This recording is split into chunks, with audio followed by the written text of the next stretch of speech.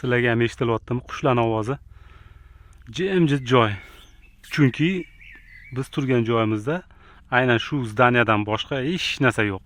40 sotiqlik joyimiz, bir 100 tacha molni boqadigan joyga kelganmiz. Atrofimizda umuman hech kim yo'q.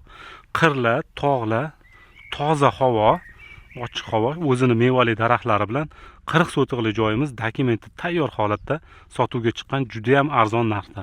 Bir sotigini $1500 dan so'rashyapti egalari. Svet bor, suv bor.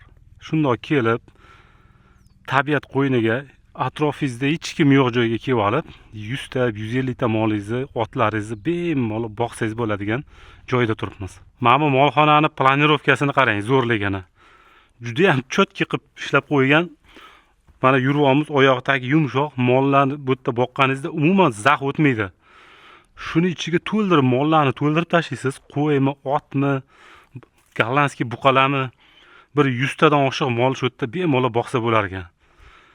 Pastda hammasida mol yuradi, tepaga juda baland qilmagan produktlarni shundoq oziq-ovqatlarni tepaga bosib qo'yasiz. Shipirda qilingan, salqingina joy ekan, yozda ham havo aylanishi zo'r bo'ladi. Atrof yaylov, bir bilmadim, bir 1000 tami, bir qo'y ham qo'yib yorsangiz bo'lsa kerak bu taraflarga. Endi mana bu yerda bir otlar uchun ham joy bor ekan. Ichkarida otlarga ham joy bor.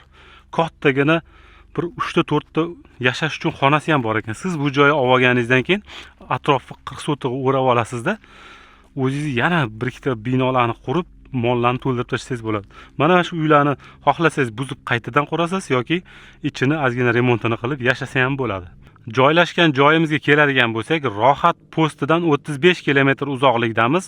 To'g'ri vodiy tarafga qarab yurganimizda, O'rtasaroy ko'prigidan bir 2-3 kilometr o'tganimizdan keyin chap tarafga mana shunaqa yo'ldan bir 4 kilometrni ichkariga kirib kelamiz xolos.